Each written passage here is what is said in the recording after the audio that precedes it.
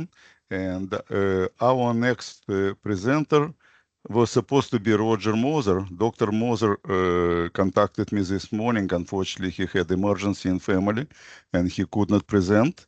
And his colleague, Adithya Vasudevan, kindly agreed to replace him. And he would do presentation. And I want you to pay attention to the title of this presentation. Decision Intelligence from Space Improves Life of Small Farmers in India. This is, and probably it's not about AI, probably it's not about LLMs. But let's see what is their practical experience. This is both academic and practical experience what Adithya will present. Adithya, please share your screen and we will start. Thank you so much.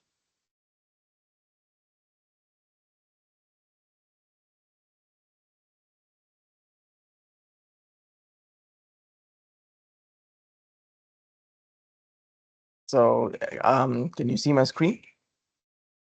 It's coming.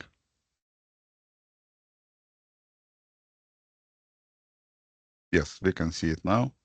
Go ahead. All Present right. yourself first. Sure. So good afternoon, good morning, or good evening, depending on where you're attending from. I'm sort of standing in for Professor Moser, who could not be here today. Professor Moser has been in the decision intelligence space for quite some time. At least from my perspective, he's been my, say, ideological godfather. It would have been super ideal for him to show up and share this with you, but I'll try my best, to sort of fill in his shoes. Um, so Professor Moser and I are building a company. It's called Contextual Intelligence, and we are trying to put together a decision intelligence operating system and a platform founded on the philosophy of, say, a knowledge cycle or a knowledge chakra, right? So I'll sort of allude to this towards the end of this presentation. But the basic idea is that all knowledge is conjectural, and therefore, when new knowledge is created, it always needs to be validated, right, before it's used. So knowledge sort of goes around in these cycles, right? And decisions play an important role as interfaces, between these knowledge cycles and the real world, right? So that's sort of our underlying or undergirding philosophy. Maybe at the next sort of forum of this kind, uh, I'll sort of share some insights on our platform, perhaps show you a glimpse of our platform. But today's presentation is about the other company that Professor Moser is heading, right? It's called SatSure. And SatSure does something different. It focuses on using satellite data to achieve economic impact, on the ground, right? So either in the context of insurance or farm loans or policy decision making, so on and so forth, right? So that's going to be the context for today's presentation. By the way, I don't know where Roger got this small cartoon of decision intelligence from. Looks cute. I don't have an attribution for it, neither does he, but I'll try and put it in the next time, right? All right, so what are we going to talk about today? Um, Today's agenda is sort of sorted into 4 chapters with a prologue. The prologue sort of establishes the underlying concepts that Professor Moser then applies or alludes to in the subsequent chapters, right? So prologue is largely going to be about how, say, decisions and decision making has sort of made inroads into organizations, right? It occupies a lot of mind space, and organizations are sort of adapting to this kind of thinking, right? It reflects in, say, their IT and the IT architectures, right? It reflects in some of the organizational structures that are evolving. It reflects in some of the roles that are evolving, right? And then the chapters are basically the say the essence of what Roger really wants to talk about. And over here, he hopes to leave you with some impressions of how we can go from, say, raw satellite data all the way down to impacts on real marginal or small farmers, right, in India. All right. This is sort of a recap. And so let's start here. So I think Roger likes to say begin by talking about decision factories. And clearly, this notion has existed for quite some time, right? Um, he has pulled this out of HBR. But the idea is that in the knowledge economy, the nature of, let's just say, white collar work is changing, right? It's sort of moving towards, say, decision making as, say, a unit of production or productivity, right? As opposed to, classic factory work, right? And you might say, okay, this is just let's just say, a semantic shift, but it's not really just a semantic shift. Um, when you move from factory work to, say, decision making, I think a lot of the cognitive aspects of how new knowledge is created and validated, a lot of the collaborative aspects or social aspects of how new knowledge is created and validated, say, comes to the fore, right? So I think this is a very important concept, and I'm glad that he begins his presentation here. Now, I guess the notion of a decision factory is, or rather naturally leads to the concept of a decision-centric enterprise or organization, right? And over here, Roger talks about how the, let's just say, overall importance, right, given to decision making has changed over time, right? So this sort of reflects in surveys. And I think there's a realization that rather than simply use, let's just say, decisions as a means to validate, right, or just socially validate something that business leaders have already made up their minds with, it's seen as a real tool, say, of change, right? So in that sense, this sort of plays right in the hands of what Satcho is trying to do, because Satcho sort of banks on the shift, this mindset shift, right, in order to be able to provide its services, right? So I guess Satcho and other companies in the fray are thankful that there's a lot of support coming in from the ecosystem, right? Because typically something that Gartner puts out does create waves, has a lot of impact. And this does help, let's just say, in um, offering, say, decision intelligence products and services to customers, because they've already been primed to these ideas.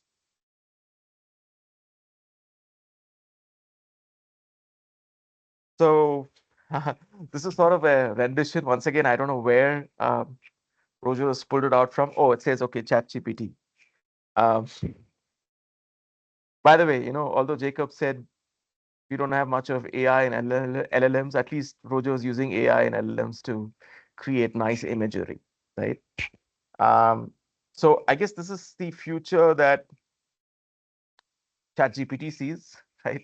Or Roger sees, where, let's just say, the fundamental unit of production or productivity changes, right? And you could say this could have an impact on how things are measured, right? So metrics would change from, say, classic productivity measures to, say, more knowledge-oriented or decision-oriented measures, right? Um, and in that sense, Roger really sees decisions as, say, the interface, right, between, let's just say, the DNA on one side and the business on the other, right? So I had earlier alluded to how say decisions are, say, an interface between knowledge and reality, you could say this is one instance of it, right? In some sense, decisions help make organizations more transparent, right? And the more we know about decisions that are made, right, both in context terms and analysis terms, and let's just say outcome terms or impact terms, um, the more transparent an organization becomes, right? So if we have to make a prediction and say, if we have to stick our necks out and say, hey, um, are there going to be new kinds of, let's just say, data or metrics that are going to emerge that are going to be important? This is going to be it, right? I think we're going to get more data about, say, the post-mortem, right, of decisions, right? So it's almost as if the importance that projects get today is going to be the importance that we're going to soon be able to accord also to decisions, right? Or at least that's the hope. So in that sense, Roger really sees decision intelligence as some kind of a discipline or practice, right? Or a body of methods, however you want to look at it. And he largely sees it as an attempt to pry open the black box, right? So let's just say in the pre-decision intelligence world, if decisions were just black boxes and they were shrouded either in, say, secrecy or bureaucracy, um, in the decision intelligence world, in the decision-centric enterprises, we have the opposite happening, right? Where decisions sort of become public artifacts, right? So it's very common to go to, you know, um, say enterprises and find, things like, say, mission statements and vision statements, or let's just say photographs or some kind of interesting, say, outcomes or results from featured projects, right? For example, in the town hall or the office notice board. Um, so I guess what Roger really expects to see is decision sort of becoming a public artifact, within organizations where a lot is spoken about how some decisions were made and how these either changed the fortune of, or at least, issued some kind of a wake-up call, of enterprises. So in that sense, you could say that decision centricity is a move away from, say, more classic views of an organization, whether these are people centric or process centric, right, towards things that are more, let's just say, knowledge centric, right? Because decisions and knowledge are very closely integrated, right? Not that the old, views, the people centered views or the process centered views go away, they don't. But I think the decision centered view appears as a interesting complement, a useful complement. Right? So I guess we find very varied definitions of decision intelligence, both in the academic literature and, on, say, company web pages and in common parlance. Um, so these are some of the, say, decisions. I mean, these are some of the definitions that Roger sort of culled from mass media. And you can see that most definitions either tend towards thinking of decision intelligence as some kind of an interdisciplinary, say, field, right? Or they tend towards looking at, say, decision intelligence as, say, an extension of some of the practices that have already been around, right?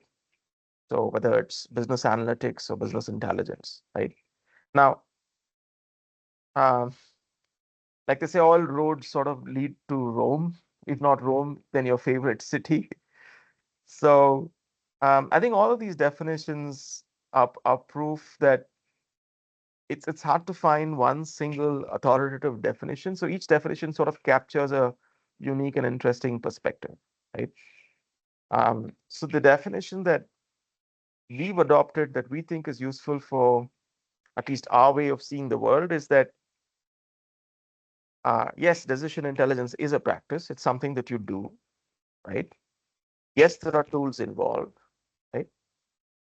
But all of that serves the ultimate goal of bootstrapping or kickstarting knowledge cycles, right? So the goal is to create these knowledge cycles, right, where you can go from prior knowledge to new knowledge, via several in between steps, right? Because once you do that, not only do say decisions play a role in validating new knowledge, right? They also play a role in generating actions, right? So in some sense, we see decision intelligence as say a bootstrapping mechanism, right? That eventually evolves into a value capture mechanism, right? So the bootstrapping is what you do initially just to get things going, and then when you have these knowledge cycles running, you can start extracting value from it, and this happens by the actions that you generate from the decisions that you make.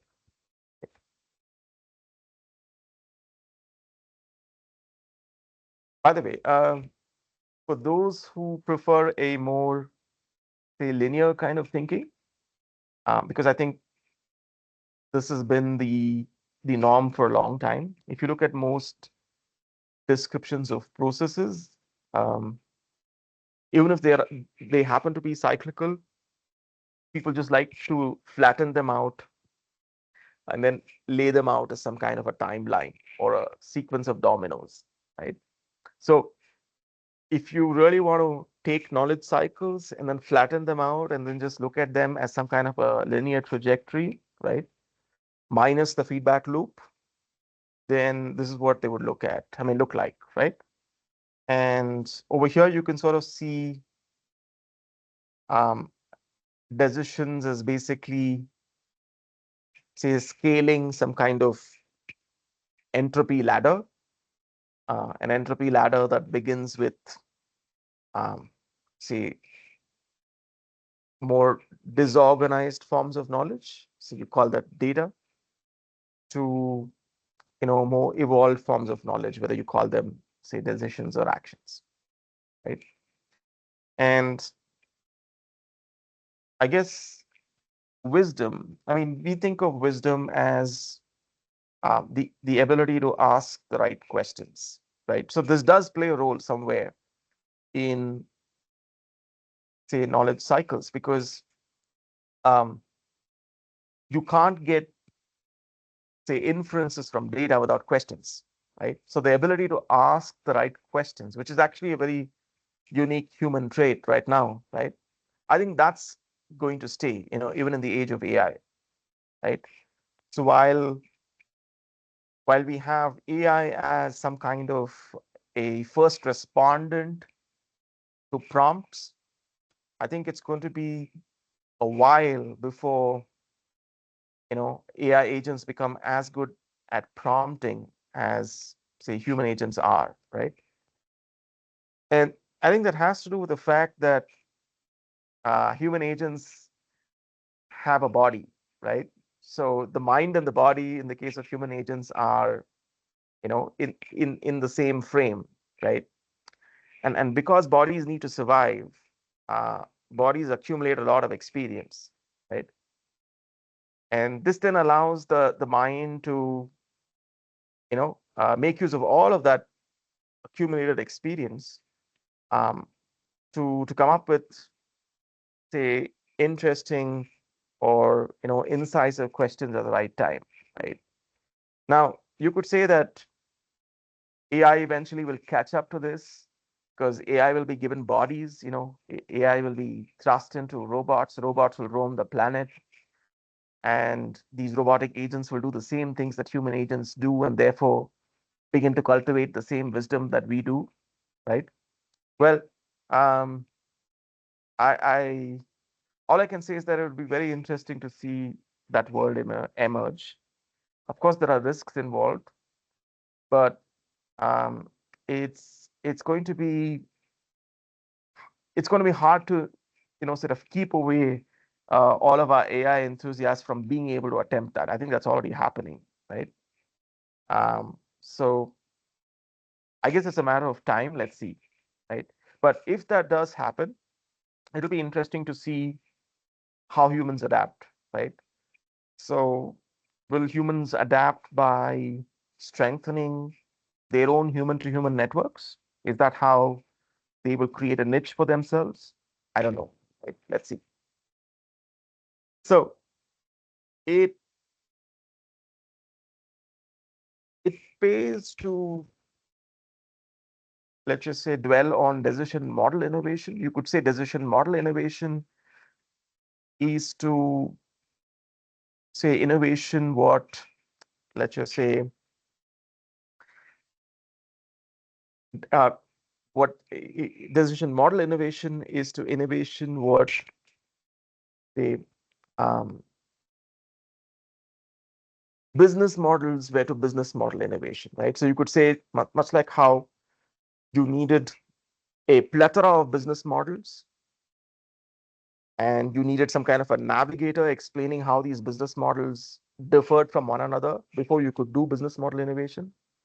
I think it's the same with decision model innovation. I mean, you need a variety of, say, decision-making archetypes before you can sit down and say, hey, okay, now that I have this landscape of archetypes, how can I make use of them to do slightly better than the competition, given that other more traditional means of innovating have more or less been, let's just say, democratized, right?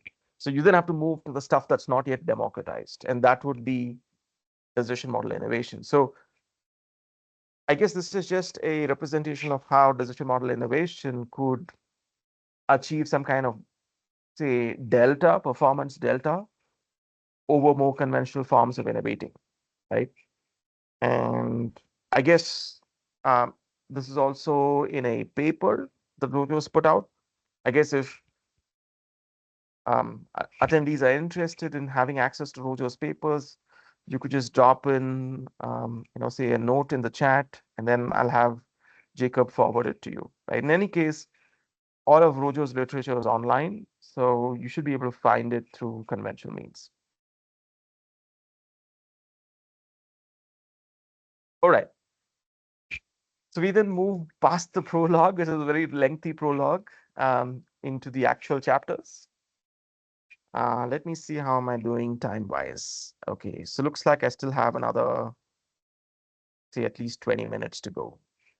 Okay, so we now dive into the world of Satchel, the company that Roger is a part of. And I guess Satchel came about because, let's just say, India's space industry has sort of leapfrogged some of its other industries, right? I mean, India as a country is pretty late to industrialize, right? It's behind many of its peers in Asia and certainly many of its peers in the West, right? Far behind, I should say. But space is sort of an anomaly. So this is one area where India seems to have had, say some kind of a leapfrog. And it's had to do this because India has always looked at space as a means of achieving development goals on the ground, right? The earliest challenges were simply about, being able to um, relay, say, things like television signals, right? or to do television broadcasting. And then from there, it went to things like, hey, okay, can we do better resource planning, right? And then from there, it went to things like more sophisticated forms of governance, right? And it's only now, I think, that space, say space related imaging and analytics has really made serious inroads into how businesses operate, right? So much so that you have entirely new value chains appearing that never existed before, Satchel being an example of that, right?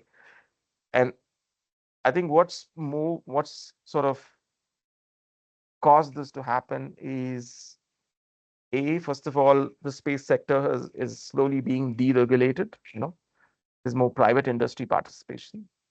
I think the US has always had a lot of private industry participation, with NASA sort of being a apex organization. So let's say India has a similar setup where you have an apex organization run by the government, and then you have massive private sector participation. Secondly, I think what's also made a big impact is the previous revolutions that we had in big data, in imaging and machine learning, so feature detection, um, and being able to being able to go from merely detecting features to attributing, say, characteristics to these features, right? For instance, if you're seeing an image of, say, whatever, rice under cultivation, being able to go from rudimentary measures of, let's just say, acres under cultivation to things like, okay, what's the likely yield, right? Or what's the impact of drought? Or what are the chances that floods might destroy 50% of the yield? Things like that, right? So all of this has sort of come together beautifully for SatSure. Um, and therefore they've been able to build, see, some kind of a stack, right, of applications that go from satellite imagery or other streams to decisions, right? All right, this is a very interesting disclaimer, um, and I think it's very relevant in the Indian context because, um, well, certainly in the West, let's just say climate change is an important preoccupation. In India, it's a preoccupation more at, say, at the policy echelon levels. But if you talk to small and marginal farmers, they don't really understand climate change, right? They don't really understand how this is going to play out. Of course, they do see some of the impacts, but they don't have the full, let's just say, literary picture, right? So small and marginal farmers are very vulnerable unless and until some of their decision making can be better aligned to some of the climate realities that we're likely to face or see. Right now, um, I'm not going to open the Pandora's box of uh, how much climate change is, say, human induced, as opposed to, say, natural cycles. I think that's still a huge science debate out there, and you do have the scientists like, for example, Ian Plimer in Australia, who's written uh, large books on how he believes some of the science could be, say, questionable or questioned, right? So I'm going to sort of leave those debates aside. I'm going to assume that climate change is here, right? Um, and we have to find ways of dealing with it, right? Now, from Satra's perspective, I think their first weapon in the arsenal is uh, the so-called digital twins. I think this boils down to creating crop models, right? crop models that function either at the aggregate level, right? In other words, you could think of these as more, uh, say, aggregate phenomenological models, right? Or you could also think of individual crops that are modeled and then their behavior as an aggregate, looked at, right? So I think both kinds of twinning are possible, right? Models at the aggregate level, models at the unit level that are then aggregated, right? Now, I'm not privy to um, the range of models, right, that Sature has under the hood. If you have questions on that front, I'd be glad to direct them to Roger later. But to the extent that I know, I think Sature does have, see a large plethora of models because these models are not alien to us, right? These models have existed in the academic literature for some time now. They are no longer just, say, rocket science, right? Um, in some sense, these models are also the basis of some of the economic estimates that we already make for things like yield, right?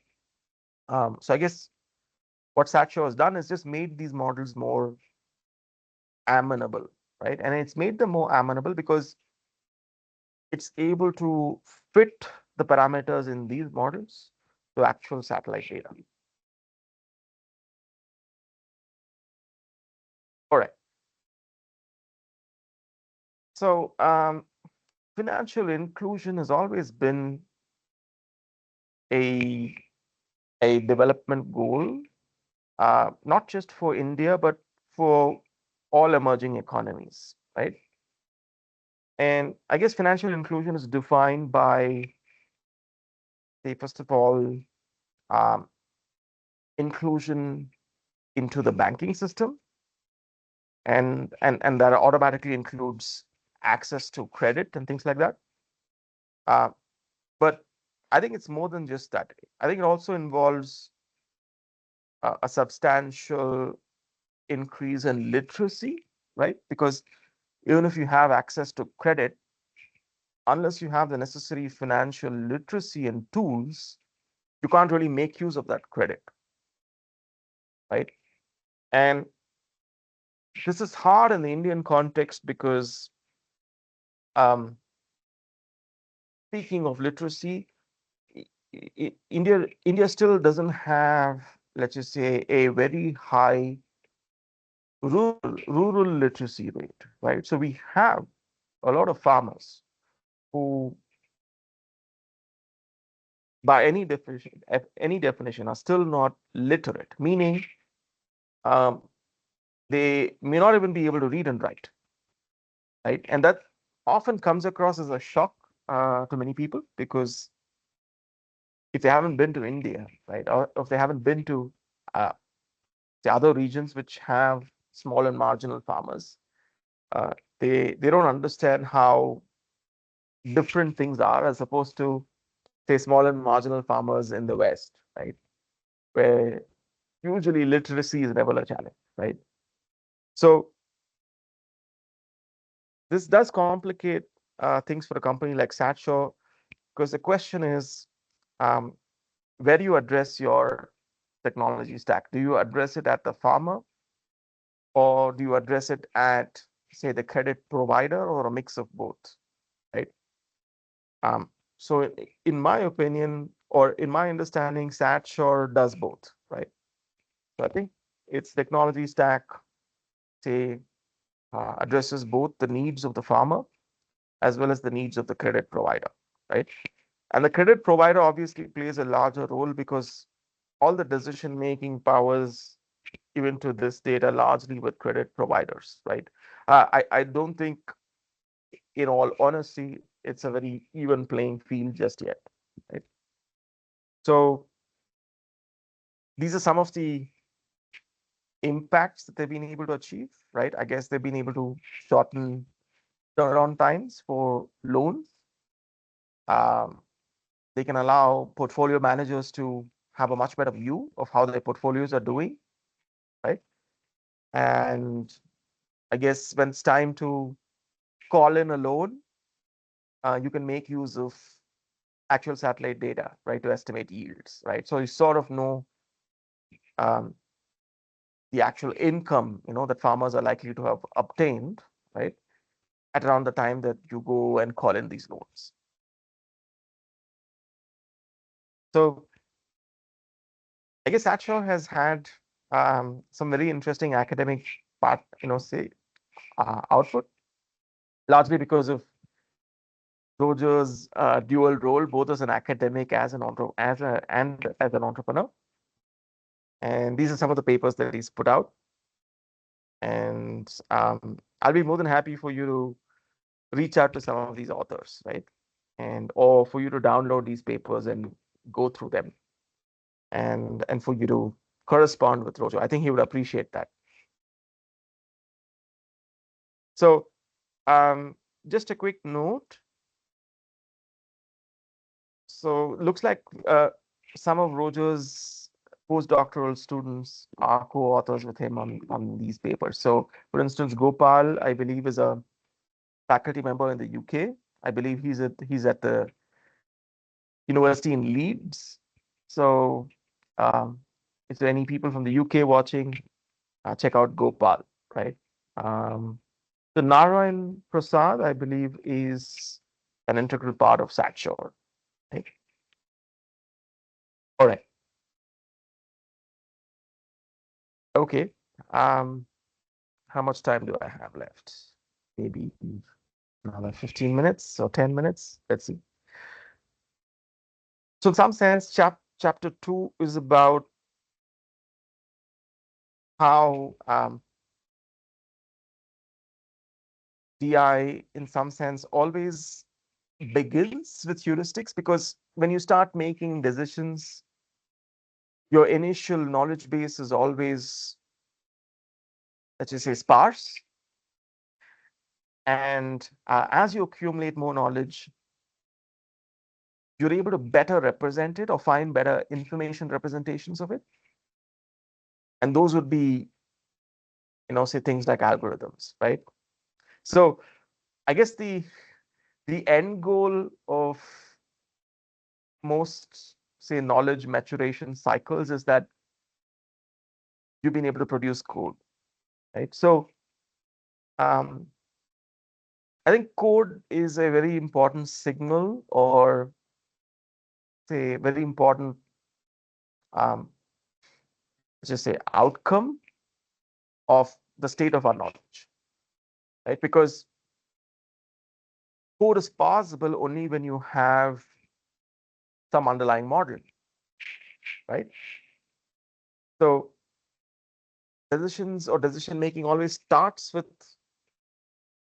some sense, let's just say, some kind of initial knowledge, and this is usually in the form of, say, anecdotes or raw data, right? Or just some theory, right? And then as you sort of iterate through the knowledge cycle, um, your knowledge starts improving to the extent that you can derive models from it, right?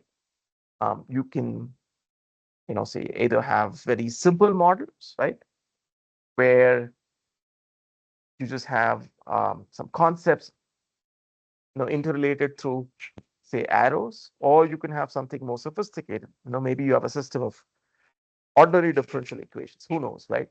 Or you have, maybe a cellular automaton model, right?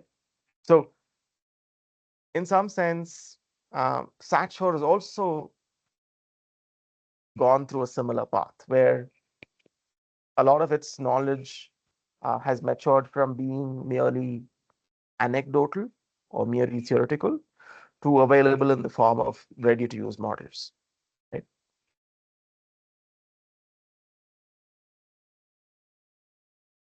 So I guess that's what Roger is trying to depict over here, right? He's basically trying to say that decision intelligence is basically a process of demystification, right? So you go from merely having hunches to having, say, models and codes that mimic reality. So, um, so I guess this is very similar to how science in general progresses, right? Because if we have a phenomenon that we don't understand, initially all we have is a lot of observations or just data, right? Or anecdotes. And then we go from there to actually being able to propose theories that claim to explain the data. And then when we have theories that cannot be falsified and have been elaborated to a great extent, we can start deriving models from them, right? So I guess all forms of human knowledge, as long as their goals are about, say, seeking the truth, right? I think all forms of human knowledge that seek the truth end up having very similar trajectories, right? Um, it just so happens that knowing the truth is of paramount importance if you're doing science. I guess in business, truth has a more flexible definition because truth could take the form of value or utility or some other proxy, right? But irrespective, I think under the hood, all knowledge cycles or all knowledge progressions end up looking like this. All right. So you could say that the satellite imagery based decision intelligence solutions that SATSHO offers are operational in the sense they help you make thousands or millions of these small decisions on the ground. Do I release credit or not? Do I call in the loan or not? Right. Um, and that's just one application of decision intelligence because organizations have both, let's just say, operational decisions and strategic decisions. And usually, operational decisions tend to be closer to the ground, right? Or closer to customers. Whereas strategic decisions tend to be about, say, big decisions with more ramifications, um, say, financial allocations at stake. And many strategic decisions are potentially irreversible, right? May or may not be the case with operational decisions, right? So this sort of prompted the need for us to work on this other venture that I was alluding to earlier, contextual intelligence, because over there the focus is strategic decisions, right? Not so much operational decisions. And that's where this comes in, right? The knowledge chakra, the knowledge cycle. I actually have a better rendition of this. This is clipped, but I'm not sure if I'll be able to retrieve it in time for today's presentation. But let's just say for strategic decisions, double loop learning plays a big role, right? Because your decisions may or may not be reversible, because they have this long chain of consequences. You have to, obtain or create new knowledge and validate it often repeatedly before you're ready to take the plunge, right?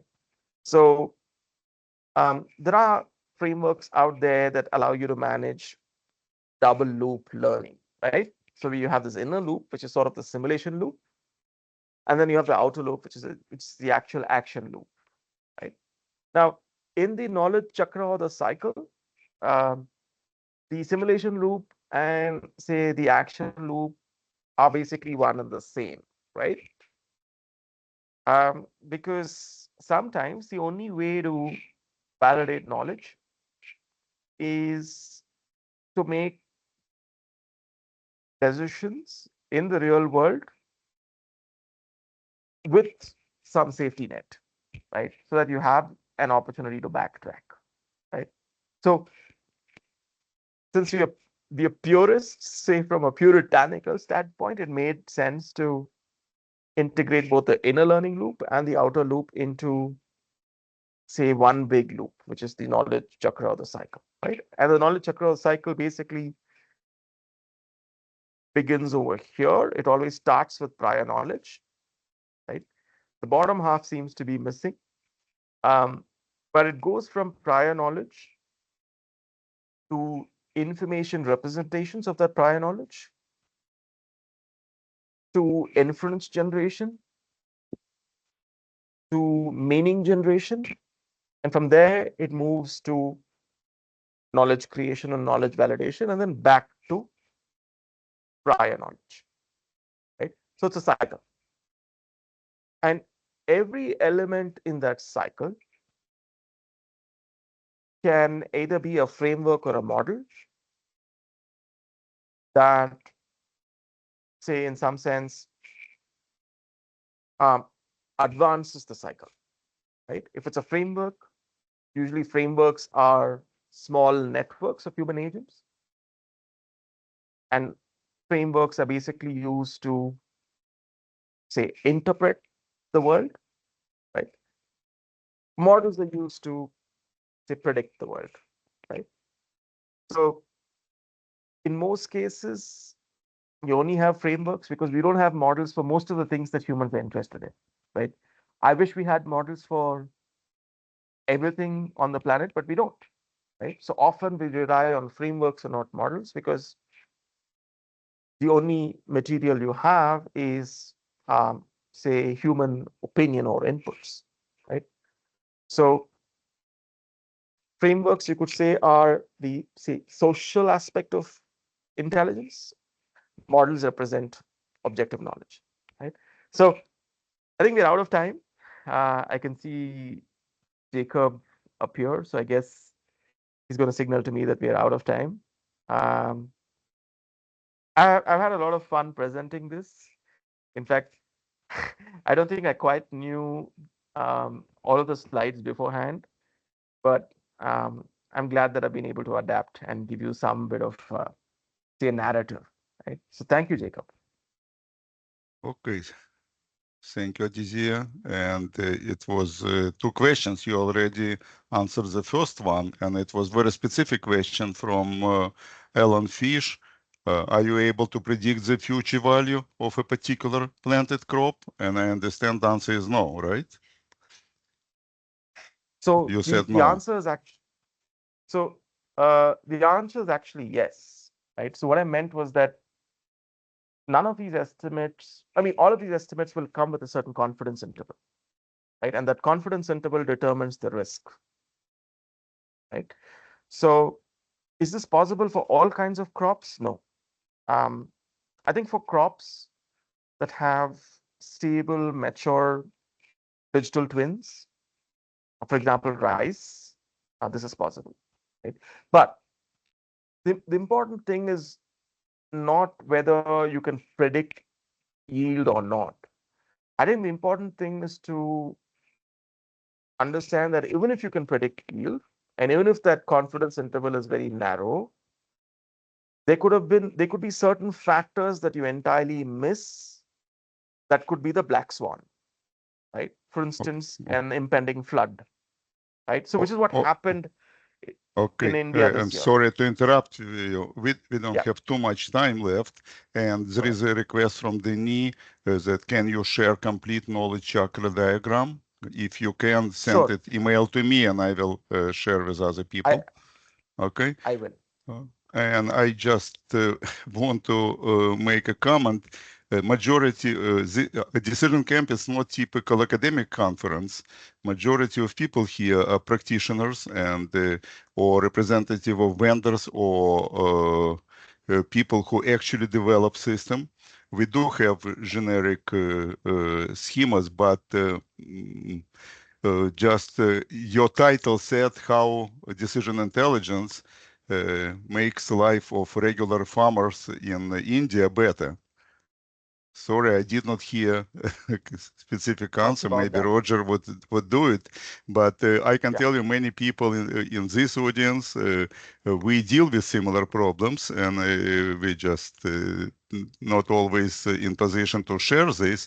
But I can tell you, for example, our current customer, it's a big Brazilian company, and they presented their crop exactly what Alan asked. They presented information about different types of crop species, including corn, soybean, sorghum, if I pronounce this correctly, and they defined thousands and thousands of rules to make the best decision to address exactly what Alan Fish mentioned, how to predict the future value of particular planted crop and what adjustment should be made in real time.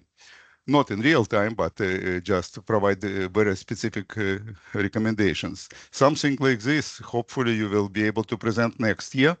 And anyway, I want just to thank you for coming in the last moment and replacing Roger, and say Roger sent him our best, and thank you very much. Thank you, sir. Thank you, sir. And I'll be sure to send you this by email. Thanks for Okay, everything. Take care. bye. Okay.